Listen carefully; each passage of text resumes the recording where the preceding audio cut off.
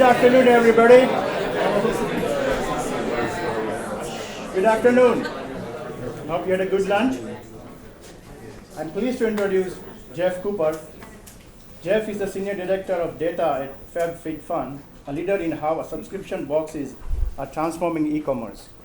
He oversees the data engineering, analytics, and data science teams responsible for bringing data into every decision at the company. He'll be presenting a talk titled, Working with the Data from Your Most Engaged Customer. Please join me welcoming Jeff.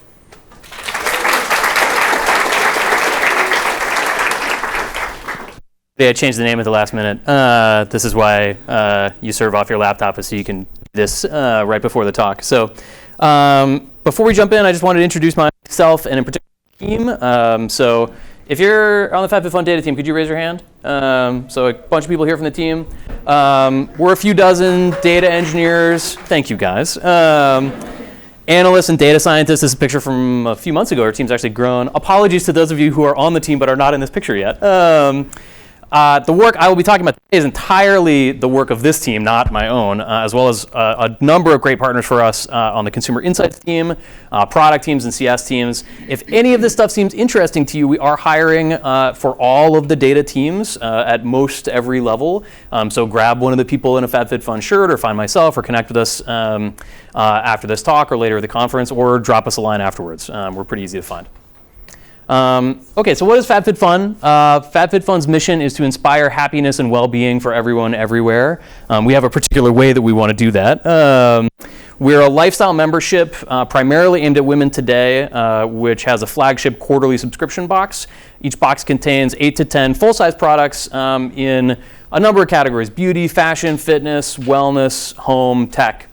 We have a couple other key features. We run a couple exclusive flash sales for our members a season, which are many hundreds of our brand partners and items that they work with us on at deep discounts, as well as a pretty robust video platform with videos around fitness, wellness, self-care, a big robust social network and community platform, which I'll be talking about today, a print magazine, online magazine. The company's actually been around since 2010. We started shipping boxes in 2013, so we've been at it for a while now. But we've grown a lot in the last couple years. We're now well over 1 million members, well over 400 employees, headquartered just on La Cienega near the Beverly Center. Although the tech teams are also in the Pacific Design Center, so if you're nearby there, feel free to stop by. So I want to talk about our community in particular. There are many good reasons for a business to develop a strong community of highly engaged members around your brand. They tell your family and friends about you. They give us great feedback and direction. They teach new members about the business as they get started. They help each other stay members for a long time. But they're also very specifically valuable to the data team. That's the part that I want to talk about today, about why the data team has an enormous incentive to support and engage with our community. And a lot of that has to do with the specifics of our business model, which is a subscription box. This is a wonderful business model for us. Subscription retail models and subscription media models have had a gigantic impact on the tech business in the course of the last several years. But they also come with a specific set of data challenges. First of all, the subscription portion. 4 times a year, you get a box from us. 4 times a year, you get billed from us. If you're an annual member, that's once a year. A lot of what the data team does requires data, unsurprisingly, about our members. So we want to learn as much as we can about their interests, the kind of stuff that they like, their lifestyles, their patterns of behavior. We want to do that so that we can find products that would be a great fit for them and build new features into the membership that they want. But once you sign up, as long as you don't cancel, you get your box every quarter and we get your billing without you ever having to come to the website again. So it's perfectly viable for you to sign up and then never give us any more information about you that we ever see, which makes it pretty hard for the data team to figure out what is happening with our membership base. We are not like a utility company or a gym where they want you to forget that you're paying for them. It is really useful for us to be able to gather, and in part of that is just like the categories that we're in are very trend specific, right? Like we need to know what members are thinking about and what they think is good and cool today so that we can figure out what to put in their boxes a year from now, next season, those kinds of questions. We also know there's a substantive chunk of our membership base who love being surprised by what's in the box. Sort of one of the key value propositions for this box is the surprise and delight that you get in having a box of presents arrive once a quarter. A non-trivial chunk of the membership base will actually avoid our social media and our websites during the period when the box has been announced and before it ships, so that they don't know what's coming. So that poses a particular problem for the data team. Secondly, we're a box. So many parts of the data team are focused on product level reporting, right? We want to build recommendation algorithms to identify which specific items would be good for which specific members. We extract product metadata from our brand partners. We feed those algorithms. But because we're a box, that box has a bunch of stuff in it. It's a bundle. We have some customization features, but to a large extent, we determine the stuff that goes into the box. And then the only feedback that we get from every single member is a yes or no decision. Did they stay a member after that season? So now I'm going to give you 8 or 10 things. You give me a thumbs up or a thumbs down. And it's my job to extract from that single decision which of those individual items was good or bad for you. That's a not impossible problem, but it's a hard problem. Even with a large membership base, that you can do a lot of sort of extrapolating and stratifying across. Okay, so we'd like to be able to get more product level data on our members. Community is one of the really big ways we do that. The community is a transparent to the membership base, engaging way for us to learn more about their members and what they like, and they provide us a really good path to learn about specific box products. So I want to talk a little bit about how the community works for us, and then about what the data team does with the data that we glean, both from the community itself and from things that we use the community to push. Our foundational piece of data on all members is a personal survey that everybody takes when they sign up about their interests and their demographics. It's fairly rich, 100 or so data points. We also, of course, have shipping address, some other sort of key pieces that you get with any e-commerce transaction. We try and make it engaging, and this is sort of a great tool for us to get people used to the idea of giving us feedback. We ask about the categories they like, specific things that they are interested in getting or not getting in their box. That's been pretty effective, so our completion rates on this are well above 90%, because it's sort of really part of the new member flow. And this is a product that people are paying for, so by the time they're doing this, they're pretty engaged to actually tell us stuff about themselves to make sure they get stuff that they like. But this is just sort of one chunk of data.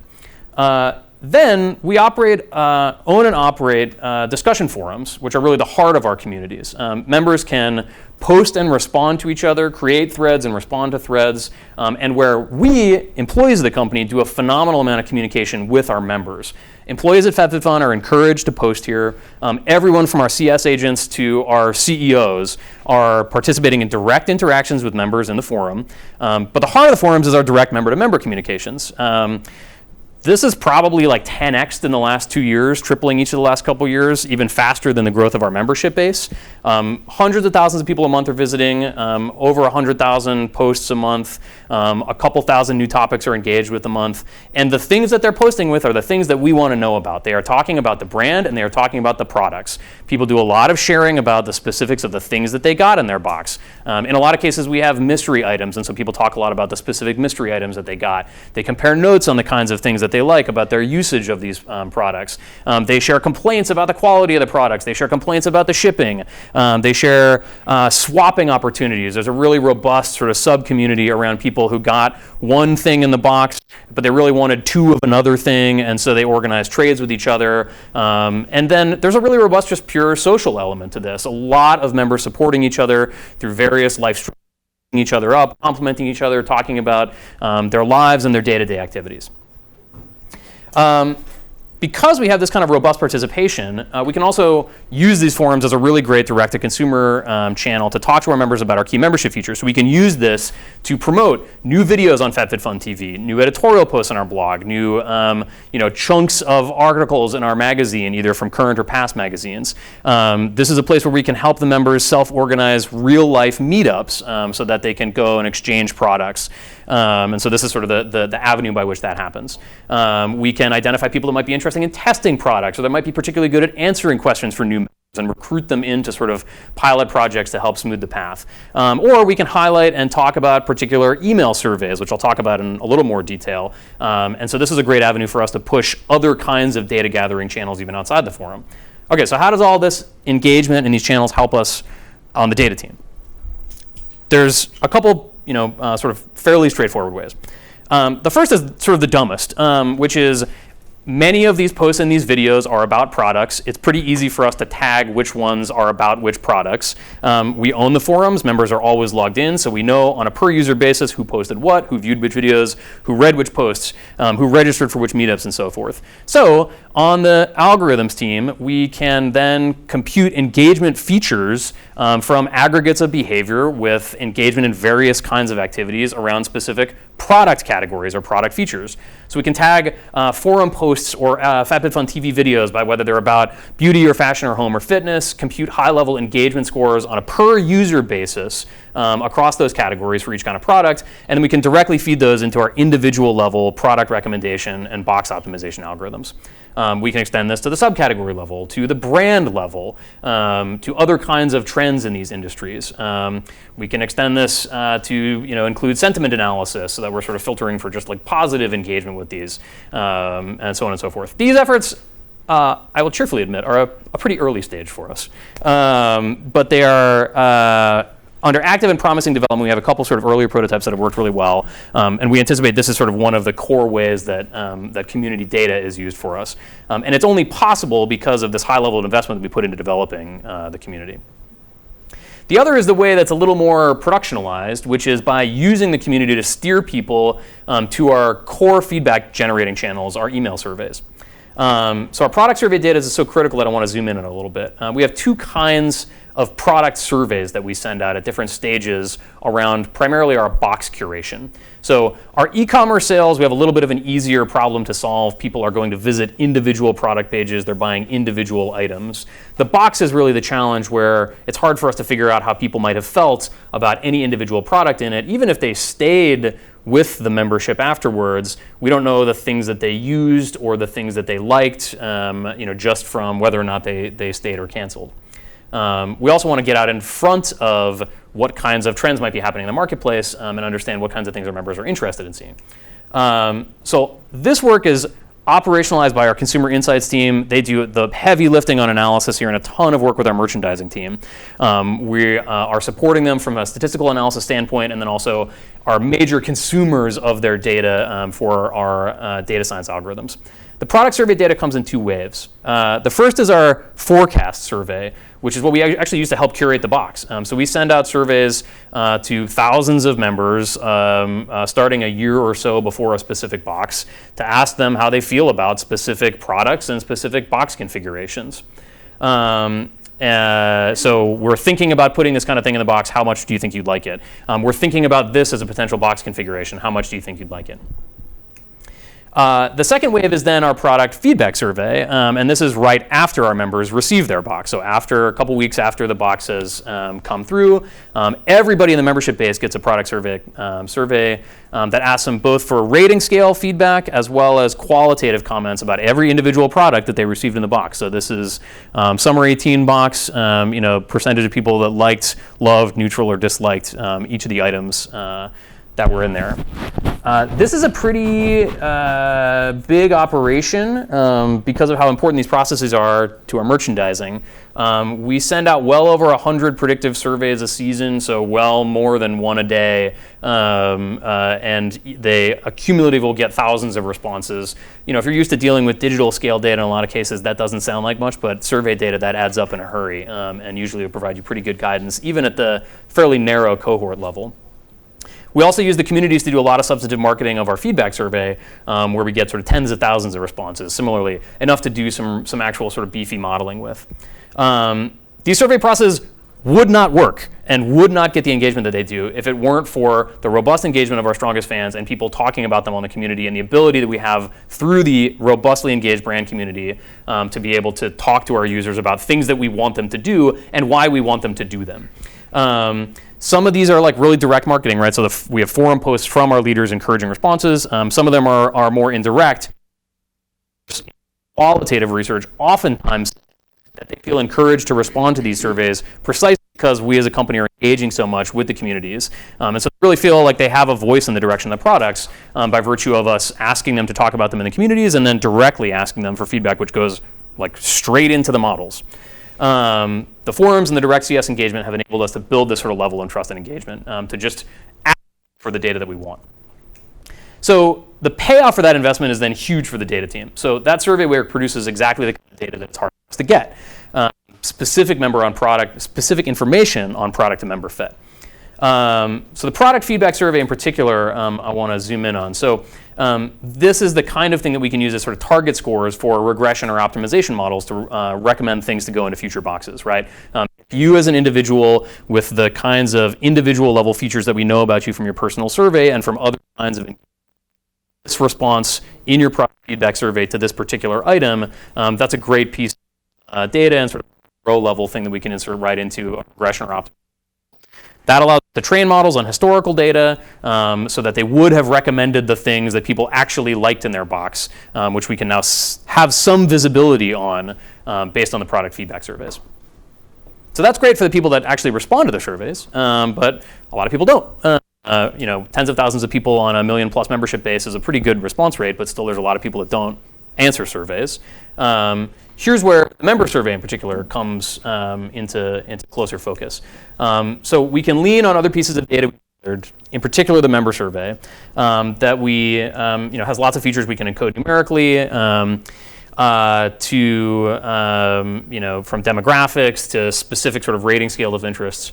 And we can create embeddings from those and use those to generate basically a similarity matrix, right? So from the member survey data alone, if we have on like member 1, 2, 3, we can sort of say, yeah, member 1 and member 3 are pretty similar, member 1 and member 2 are not that similar.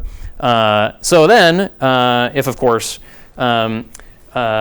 member 1 has answered her product feedback survey and member 2 or 3 have not, we can try and impute this missing data from the similarity matrix, putting some appropriate confidence bounds around our level of belief in what each of these people would have thought. And we can make a good guess at what member 2 or 3 thought of those specific products based on that data. So that gives us this kind of chain of modeling, each link of which is a model, and therefore not identical to reality and has some confidence bands around it, but allows us some visibility on people that we otherwise just would not have ever known anything about the specific things that they like. And this is really a foundational part of our main recommendation models. Okay, so all of this comes with some catches, of course, around using data from your most highly engaged and excited members. Communities help us solve these problems. They give our members a reason to talk about themselves and a reason to improve engagement. They give us a channel to ask and improve our responses to questions. So we spend a lot of time then thinking about the downside. Like, if we're going to get some great benefit out of this data, what else do we have to really focus on? One is just a pretty normal internet problem, which is that managing great communities is hard and expensive. We invest a lot of resources and time in our customer support team. We have several hundred people offshore and another several dozen here in LA that are interacting directly with our members and spending a lot of time moderating the community. And we do a lot of culture work in the community to encourage modeling of kind of good behavior and a healthy amount of venting and complaining about the experience, but still containing trollish behavior in these kinds of communities is just absolutely critical given the level of benefit that we get out of them. We have our community service people really engage personally with the members. We do a lot of work, for members, community service people reaching out personally to members who not only have had troubles with their boxes, but are complaining about something else that might have been going on in their lives to, send them extra gifts, see what else they can help with, connect them with other members that might have had similar problems. This is a Slack thread from just yesterday from our co-founder, Katie, who is talking about a response that she got in her anything thread. So she and the rest of the technical leadership and non-technical leadership have perennially open threads where people just come and say, please help me with things, or I hate the way that you guys are doing things, or please give me stuff. And they engage. And we have a customer support team there in large part to help execute on them being able to individually help our members. A little bit of that, tremendous amount of engagement to all of the members who are not necessarily posting themselves, but are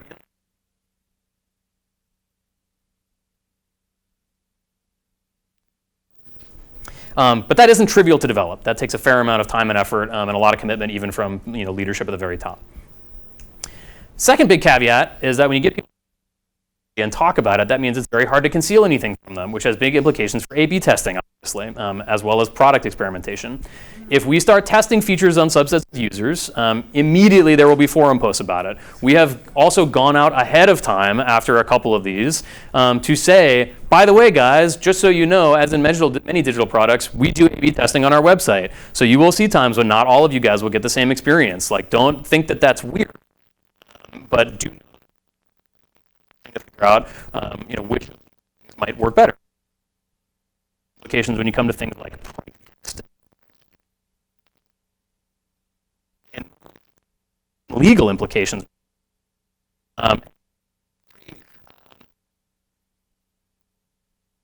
Had this search test that I'll flag here.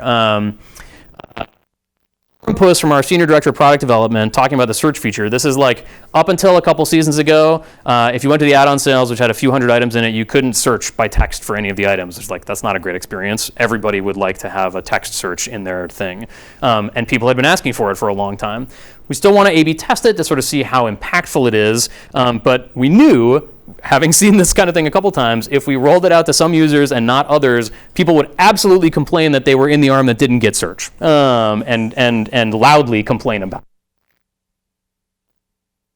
Develop some strategies for dealing with these kinds of things with tests that we know that we want to run, where we want to try and keep the design as clean as possible. One is the sort of obvious exclude people from the test who are in the forums. There's a good enough number of them that we can still get some kind of bounded read on the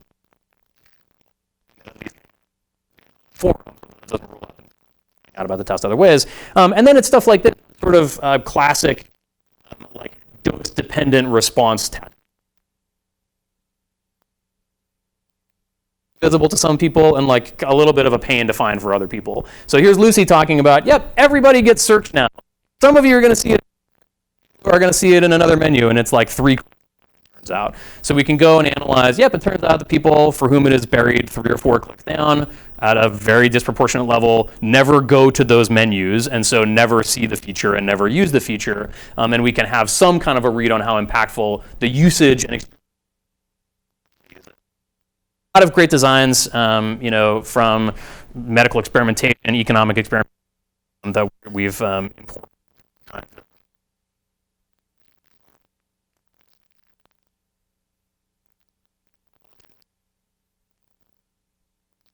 The most obvious and most critical feature, which is the community is not the member base. In the same way as our product manager spent a lot of time talking about how they are not the user, the community is not the it is the who post in forums and respond to surveys are not representative of the whole population.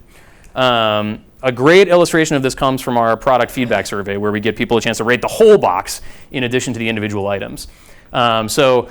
Here on the y-axis is an index for retention in the following season. So say people got this, after their spring box, we're then looking at whether or not they're still members in the summer season. And this is retention index.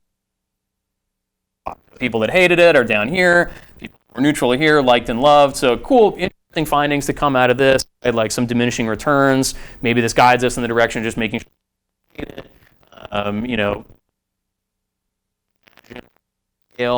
and then people that didn't respond to the survey at all are there. So these people, the way that you express your displeasure with the box is not to go to the survey and say you hated it. That's the way you tell us that you didn't like this stuff, but you still like the membership. The way that you express your displeasure with the membership is you stop responding to us and you cancel your membership. So if you are trying to infer something about this post, it's not as big a problem as it seems in some cases. So things like trend projection or understanding of brand bad things.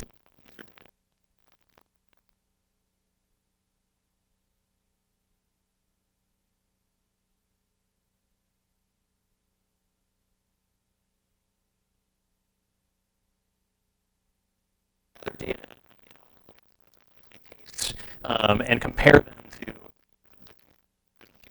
the less engaged group. Because you have some high-level understanding, like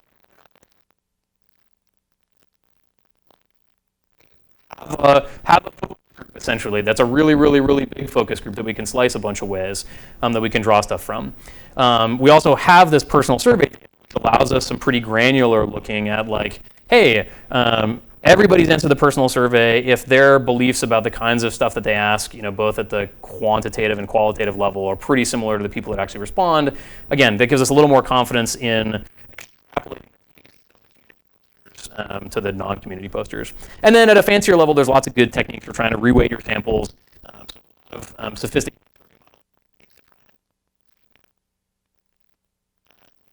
underweighted or taste feature in your samples and extrapolate them.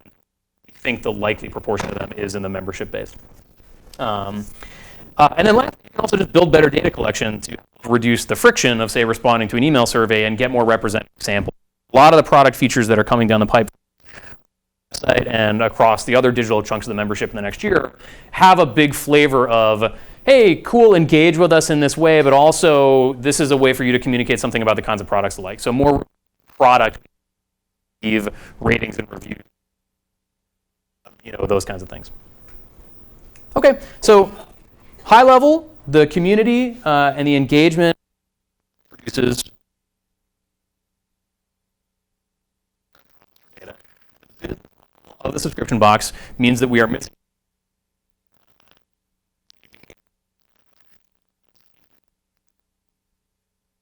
for us is generate sort of small subsets of people who invest data in those two fields. And then a lot of what the challenge is for our analytics team and our algorithms team and our data engineering team is to find ways to take those small but rich subsets of data and learn what we can about the entire membership base from them. So to join them together and to impute data over the entire membership base so we can get the best and most accurate read over where we think our membership base is today and where we think they're going down the road.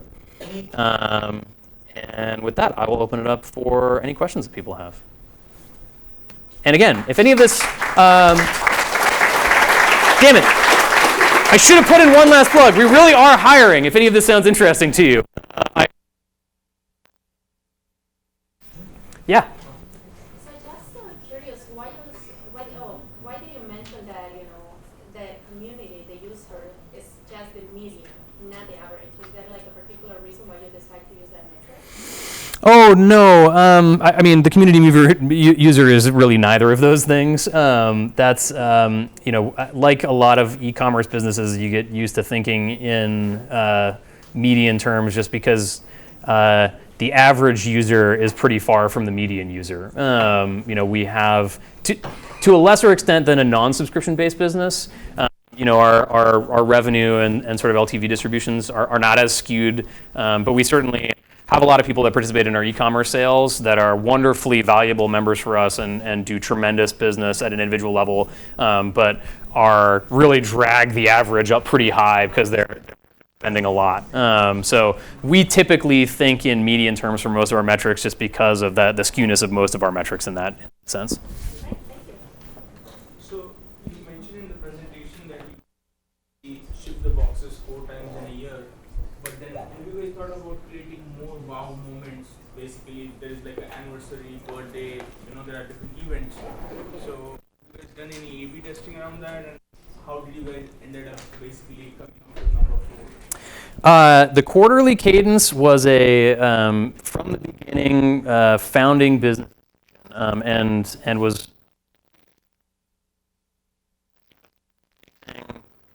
factors. One, differentiation. We started shipping boxes, and there were a couple other sort of monthly subscription boxes.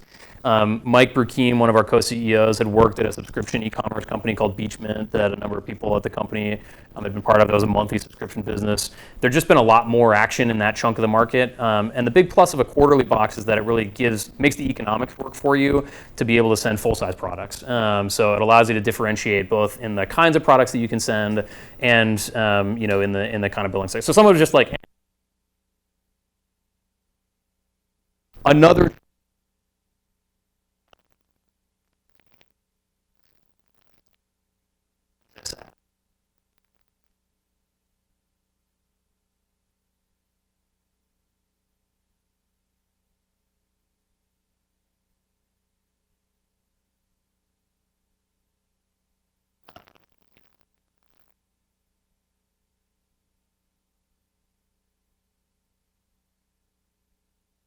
to feel like you've given yourself something. Whole, like mid-season, to fill from an engagement. And, I talked about some of these other membership features, like the mid-season sale were really creative to give our members some other commerce transaction point in the middle of the season. So now you can go engaging with us, but those mid-season get more value out of your membership, and it is precise.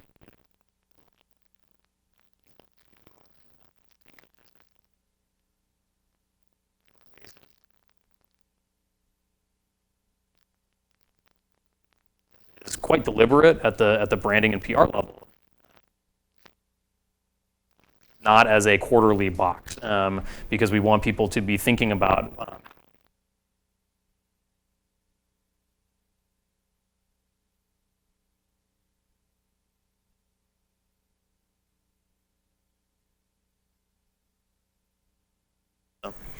but I think, a lot of product features coming down the road that are really about that, like what else can we do mid-season, or on a daily or weekly level.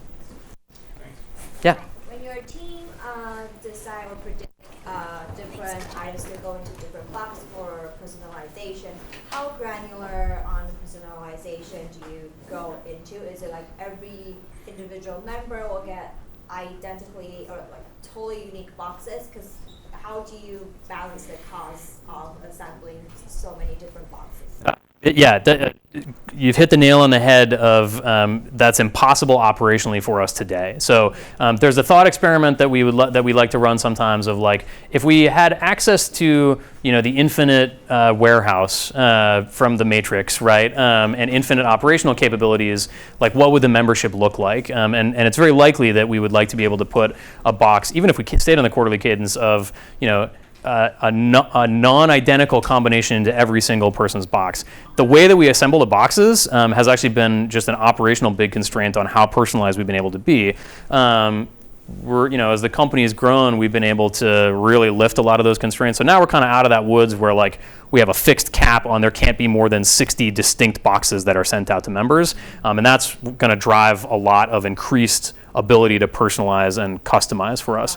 We also have this interesting tension, when we think about our personalization problem, because we're a membership that has, essentially just, it's like everybody's a member. You can be an annual member or a quarterly member, but like the annual members get a little bit of extra benefit. They get some extra customization slots, early access to the sales and things, but it's a fairly egalitarian setup in that way. And so we talked early on about, hey, is there a world where the personalization algorithm gets to a point where you don't get to pick anything that goes into your box? I'm just going to send you 8 things that I think are best for you, and that's our perfect end state. And we've actually moved away from that as a thinking precisely because of the idea that we're not going to be perfect at that, and we don't want to end up in a setting where you as a member see what you as a member got and think, oh, I like her stuff better. And there's no way for you to get that stuff because of what we decided. So we've had this interesting tension between combining what we think of as personalization with making it also possible, if members want, to be able to have fine-grained control within the limits that we can personalize about the stuff that goes into the box.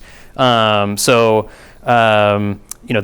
makes that personalization problem, especially sort of predicting what people are going to choose and how they're going to self-personalize in some ways. It's like an additional problem for us to solve, which complicates things, but is, I think, fun and a great member experience also. Yeah. I was wondering, how do you process unstructured data like reviews or customer care messages in order to get some insight from it?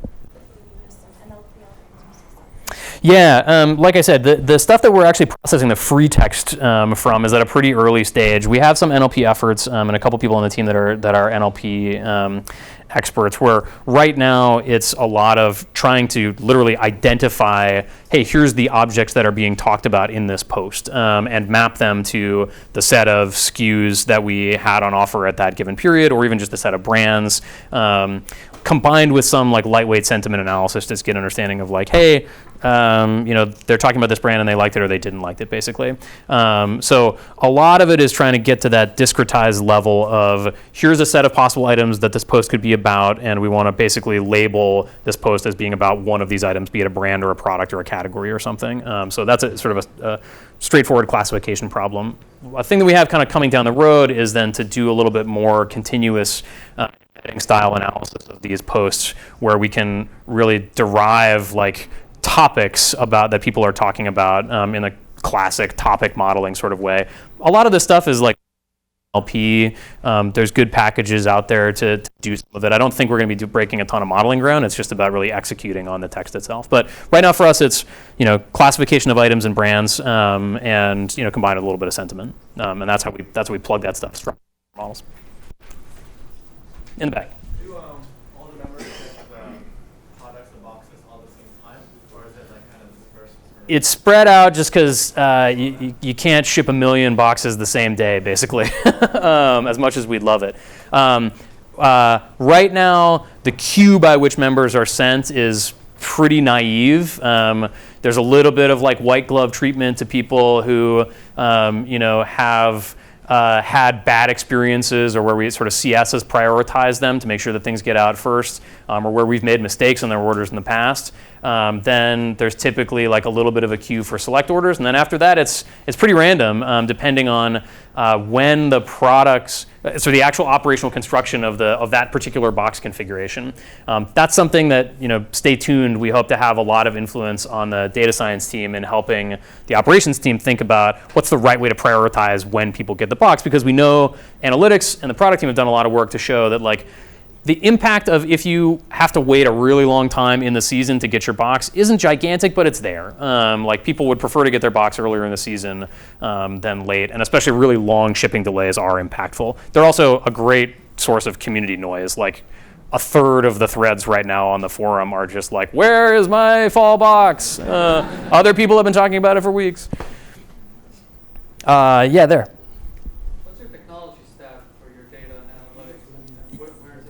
Yeah, we're an AWS shop all across the business, both application and analytics layer.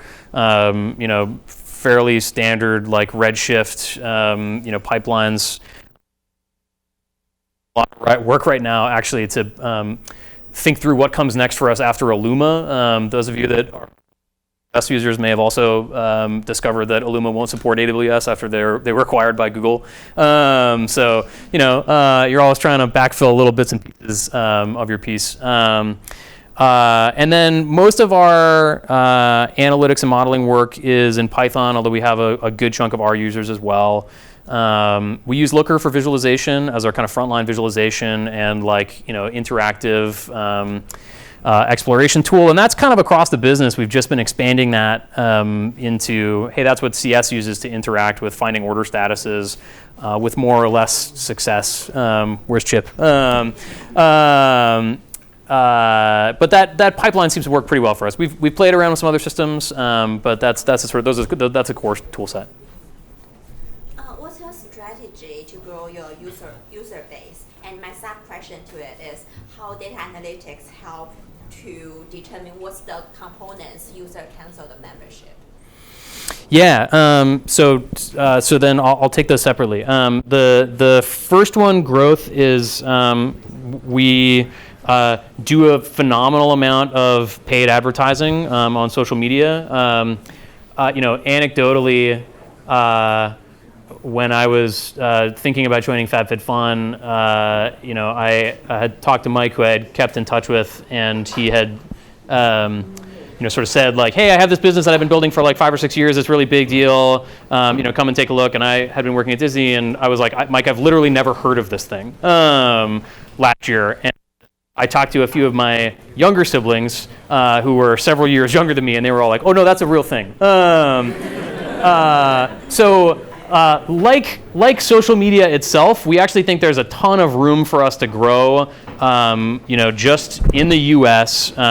With increased and better targeting of sort of wider and wider demographic audiences with the core product. And one of, I think, the really important strategic business decisions that we've made is to stay focused on that core product. We've very deliberately not gone into a bunch of other verticals. We've played around with other things like a men's box and other kinds of, that we could sell.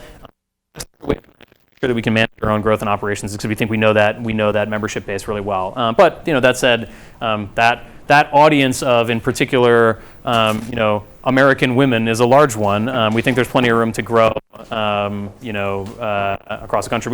We just opened in the UK. We've been in Canada for a while. We think there's a fair amount of international expansion room for us. On the cancel side, then. We have that's a sort of joint effort between the data science team and our analytics team. So we have both cohort and individual level cancellation models that allow us to get some investigation as to the user and behavioral features that go at that. All right, I think I'm at time. Thanks everybody for coming. Appreciate it.